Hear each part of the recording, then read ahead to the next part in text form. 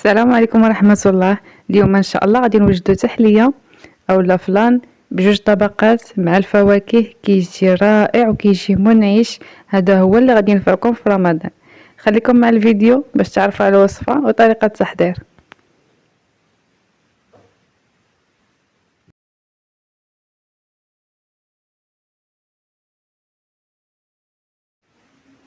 عندي هنايا في كاسرونه غادي ندير نصف لتر نتاع الحليب، غادي نضيف عليه واحد الفلان هذا بنكهة كريم كراميل، كيجي بنين هذا الفلان. هاد الباكيه الكبيره كيكون فيها السكر، الا خديتو شي باكيه صغيره ما فيهاش السكر كتضيفوا 2 أو 3 معالق كبار ديال السكر. هذا فيه السكر ما احتاجيش انني نضيف. كندير معلقه كبيره ديال النشا اولا مايزينا، كنخلط المكونات مزيان مع بعضياتهم، من بعد نوضعها فوق النار وغادي نخليها حتى كتطلع فيها الغليه. كناخذ هنايا الكؤوس وكنخوي فيهم الطبقه ديال الاولى ديال الفلان،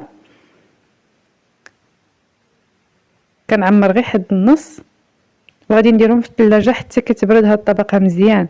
الطبقه الثانيه غادي نحتاج فيها 2 كيسان ديال عصير البرتقال اللي صفيتو، غادي ندير فيها واحد فلان عادي،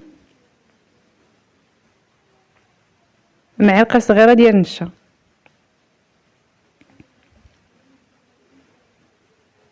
غادي نخلط المكونات مزيان مع بعضياتها وغادي نوضعو فوق العافيه حتى كيبدا كيغلي.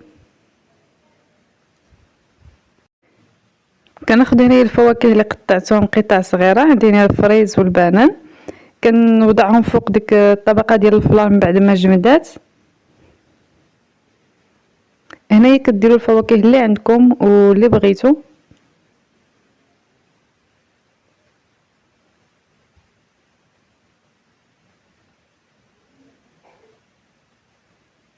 كنوزع ديك الكميه فوق ديك الطبقه ديال الفلان. من بعد غادي ناخذ العصير ديال البرتقال من بعد ما غلى، غادي نخويه فوق الطبقه ديال الفواكه. هنا البرتقال انا عندي حلو، يعني ما احتاجيتش انني نضيف له السكر، الا بغيتو تزيدوا السكر كيبقى على حسب الذوق ديالكم. هنايا صافي غادي ندخلو الثلاجه حتى كيبرد مزيان وكيتجمد الطبقه ديال البرتقال وكنقدموه.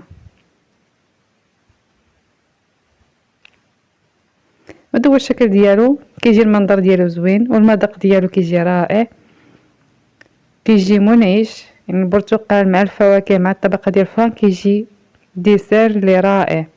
كنتمنى الوصفه ديما تنال الاعجاب ديالكم وتجربوها. نلتقوا في فيديو اخر ان شاء الله. السلام عليكم ورحمه الله.